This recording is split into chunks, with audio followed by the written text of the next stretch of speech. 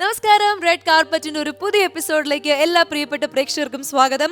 സ്ത്രീകൾക്ക് മുന്നേറാനുള്ള ഒരു വേദി അമൃത TV ഒരുക്കിയിരിക്കുകയാണ് റെഡ് കാർപ്പറ്റിലൂടെ. ഇന്നത്തെ റെഡ് കാർപ്പറ്റിലേക്ക് എല്ലാവരും ഒരിക്കൽ കൂടി സ്വാഗതം ചെയ്തു. So let's begin the show. This is red carpet. And Manoj ചേട്ടനും ബീന ചേച്ചിയും ഇവിടെ നമ്മുടെ കൂടെ ജോയിൻ ചെയ്യാനായിട്ട് ഇങ്ങനെ റെഡി ആയിട്ടിരിക്കുന്നുണ്ട്. അവർ രണ്ടുപേരെയും വളരെയധികം സ്നേഹത്തോടെ സ്വാഗതം ചെയ്യുന്നു. Let's welcome Beena Antony and Manoj. So Beena ചേച്ചി ആൻഡ് മനോജ് ചേട്ടാ, നമ്മുടെ റെഡ് കാർപ്പറ്റിന്റെ എപ്പിസോഡിലേക്ക് ഒരിക്കൽ കൂടി സ്വാഗതം. വളരെ ഗംഭീരമായിട്ട് നിങ്ങളുടെ എപ്പിസോഡ് പോയിക്കൊണ്ടിരിക്കുകയാണ്. നിങ്ങളും ഹാപ്പി ആണോ? വിശേഷങ്ങളൊക്കെ പറയാൻ പറ്റി. കോവിഡ് കാലം കഴിഞ്ഞിട്ടൊക്കെ ആദ്യമായിട്ട് വരുന്നോണ്ട് ഞങ്ങളും ഇങ്ങനെ അണപൊട്ടി ഒഴുകി. അടിപൊളിയായിട്ട് നമ്മുടെ കൂടെ ഗെയിമും പാട്ടും ഡാൻസും പണിഷ്മെന്റും ഒക്കെ ചെയ്തിട്ട് സൂപ്പർ ആയിക്കൊണ്ടിരിക്കുകയാണ്. ആൻഡ് ഈ ഷോ എന്ന് പറഞ്ഞു കഴിഞ്ഞാൽ, അതായത് സ്ത്രീകൾ, ഇവിടെ വരുന്ന പാർട്ടിസിപ്പൻസ് എല്ലാവരും സ്ത്രീകളായിരിക്കും. വനിതകൾക്ക് വേണ്ടിയിട്ടുള്ള ഒരു ഷോ ആണ്. അപ്പോൾ അവിടെ ഗസ്റ്റ് ആയിട്ട് ബീന ചേച്ചിയെ പോലെ ഒരു സക്സസ്ഫുൾ വുമൻ നമുക്ക് ഗസ്റ്റ് ആയിട്ട് വന്നതിലും അവരെ സപ്പോർട്ട് ചെയ്യുന്ന ഒരു ഹസ്ബൻഡ് മനോജ് ചേട്ടനെ കിട്ടിയതിൽ ഞങ്ങൾക്ക് ഒരുപാട് സന്തോഷമുണ്ട്. Thank you so much. ഇന്ന് നിങ്ങൾക്കൊണ്ട് പെർഫോം ചെയ്ത ഒരാൾ വരുന്നുണ്ട്. അപ്പൊ അതിനു മുമ്പ് നമ്മൾ നിങ്ങളുടെ ഒരു പാട്ട് കേൾക്കണം. എന്റെ മനസ്സ് ഇങ്ങനെ ഭയങ്കരമായിട്ട് ആഗ്രഹിക്കുന്നു. നിങ്ങളുടെ ഫേവറേറ്റ്, നമുക്ക് ഇഷ്ടമുള്ള ഒരു പാട്ട് പാടാം രണ്ടുപേർക്കും. ഇഷ്ടമുള്ള ഫേവറേറ്റ് ഹേമന്തഗീതം. ഹേമന്തഗീതം.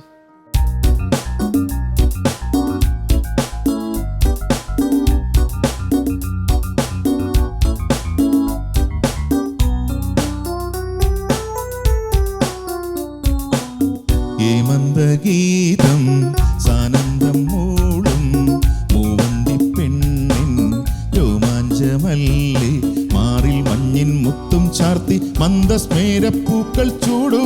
ഹേമന്തമെന്നും സിന്ദൂരരാഗം സ്നേഹപരാഗം തേടിയിരുന്നു എന്നിൽ പാടും പെണ്ണിൻ വീണ പെണ്ണിൻ നിന്റെ വിരൽ പാകൂ.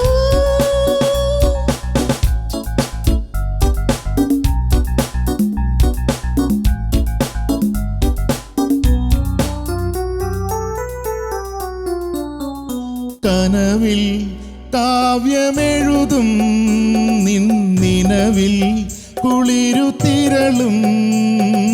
കനവിൽ കാവ്യമെഴുതും നിന്നിനവിൽ കുളിരു തിരളും.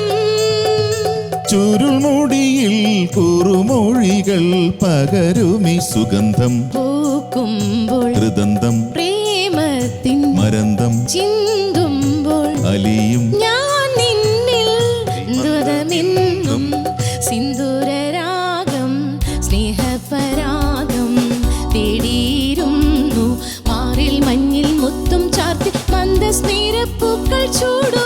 ഹേമന്തഗീതം സാനന്ദം മൂളും മൂവന്തി പെണ്ണിൻ രോമാഞ്ചമല്ലേ മാറിൽ മഞ്ഞിൽ മുത്തം ചാർത്തി മന്ദസ്മേരപ്പൂക്കൾ ചൂടൂ.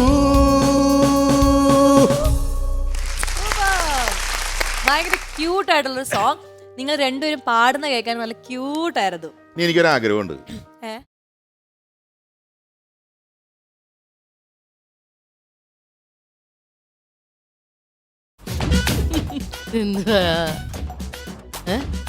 None of your business. അത് കലക്കി. None of your business. അതാണ് തേപ്പുകാരി, തേപ്പുകാരിയുടെ കഥ. തേപ്പുകാരിയുടെ കഥ. അപ്പോ ഇതാണ് ഇത്രേ ഉള്ളൂ. ഞങ്ങള് അവളോട് നീ അത് പറയണം. അവള് ചോദിക്കും, എനിക്കറിയാം എന്തായാലും. അവള് നമ്മള് രണ്ടുപേരും ഇപ്പൊ സംശയിച്ചു സെക്കൻഡുകൾക്കുള്ളിൽ. അതാണ് മുഖം എന്താടി എന്താണ് ഭയങ്കര സംശയം. അപ്പോ നിന്നെ പുകഴ്ത്തിക്കൊണ്ടൊരു ഗാനമാണ്. ആരെ? യു. സ്വാസികേ. ഞാൻ പാടുമ്പോ വെറുതെ ഓക്കെ, പുകഴ്ത്തട്ടെ. ഓ സ്വാസികേ, ഈ വിശ്വസൗന്ദര്യമേ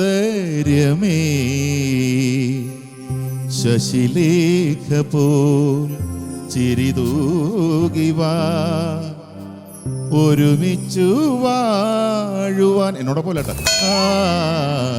ഓ സ്വാസികേ, ഈ വിശ്വസൗന്ദര്യമേ ശശിലേഖ പോൽ ചിരിതൂകിവാ ഒരുമിച്ചു വാഴുവാ. ഓ സ്വാസികേ. കിട്ടിയിട്ടുണ്ടോ ഇല്ല, ഇതുപോലൊരു സമ്മാനം കിട്ടിയിട്ടില്ല. അതും ആ വരികളുടെ അതായത് അത്ര ശാരിക സത്യമായ ഓ സ്വാസികയല്ല, ഓ ശാരികയാണ്. എത്ര സത്യമായ വരികളാണ് ഞാൻ ഓർത്തിട്ട് എന്റെ കണ്ണ് നിറഞ്ഞു പോയി. പക്ഷെ താങ്ക് യു മനോജ് ചേട്ടാ, താങ്ക് യു സോ മച്ച്. ഇതൊക്കെ എനിക്ക് തരാൻ പറ്റും. ഒരു ന്യൂ ഇയർ ഗിഫ്റ്റ് ഇപ്പൊ കിട്ടി, എന്നാലും വൈകി വന്ന ന്യൂ ഇയർ ഗിഫ്റ്റ് അടിപൊളിയായിരുന്നു.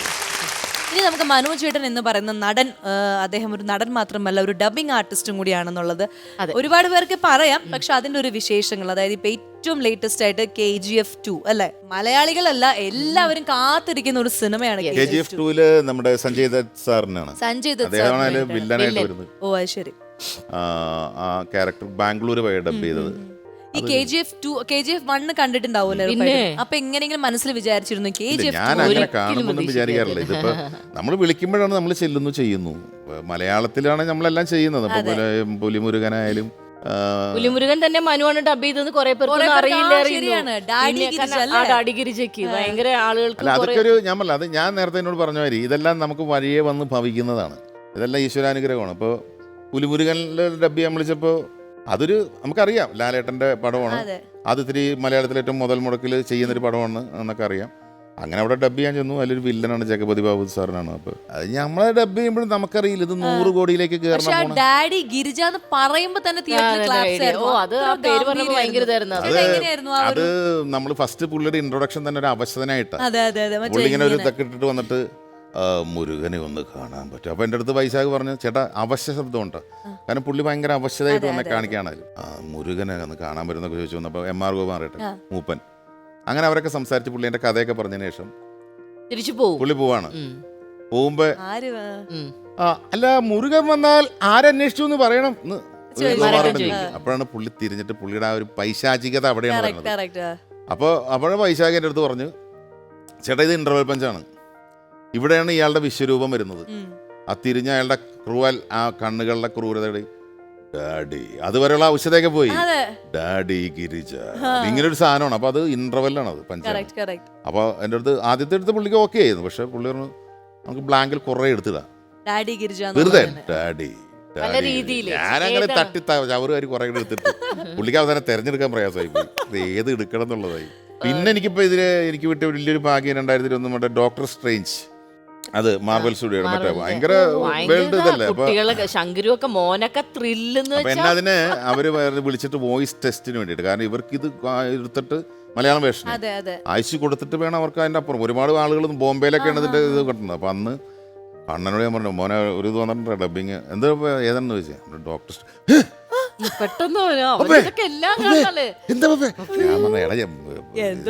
ഞാൻ പറഞ്ഞത് നീ എനിക്ക് സഹിക്കാൻ പറ്റില്ല. അപ്പൊ ഞാൻ പറഞ്ഞു നീ ഇങ്ങനെ ഇതാവല്ലേ, ഞാൻ എന്റെ വെറുതെ വോയിസ് ടെസ്റ്റ് എടുക്കാൻ പോവാ ഞാൻ, അല്ലാണ്ട് ഡബിങ്ങിനല്ല പോണം.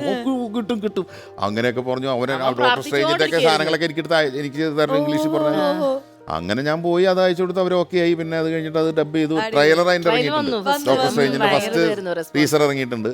അതെന്റെ സൗണ്ടാണ്. അപ്പൊ അതൊക്കെ ഭയങ്കര ആശംസയില്ല. ഇപ്പൊ സെക്കൻഡ് ടീസർ ഞാൻ പോയി ഡബ് ചെയ്തു.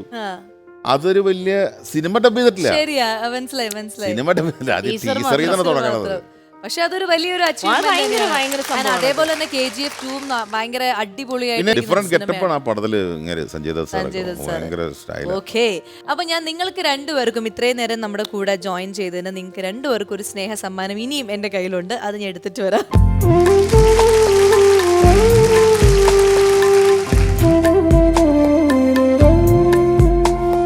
നമുക്ക് ഇനി അടുത്ത സെഗ്മെന്റ് എന്ന് പറഞ്ഞു കഴിഞ്ഞാൽ ഇവിടത്തെ നിങ്ങളുടെ മുന്നിൽ ഇന്ന് വരാൻ പോകുന്ന പെർഫോമർ ഇൻവൈറ്റ് ചെയ്യണ ഒരു സമയമായിരിക്കാണ്. അപ്പൊ എന്തായാലും നമ്മുടെ റെഡ് കാർപ്പറ്റിന്റെ വേദിയിലേക്ക് ആ വ്യക്തിയെ വിളിക്കാം. അപ്പൊ റെഡ് കാർപ്പറ്റിന്റെ വേദിയിലേക്ക് ഇന്ന് നമ്മൾ സ്വാഗതം ചെയ്യുന്ന ഒരു മിടുക്കി ഒരു മോളാണ്. വളരെയധികം സ്നേഹത്തോടെ നമുക്ക് ഇൻവൈറ്റ് ചെയ്യാം റിയ രഞ്ജിൻ.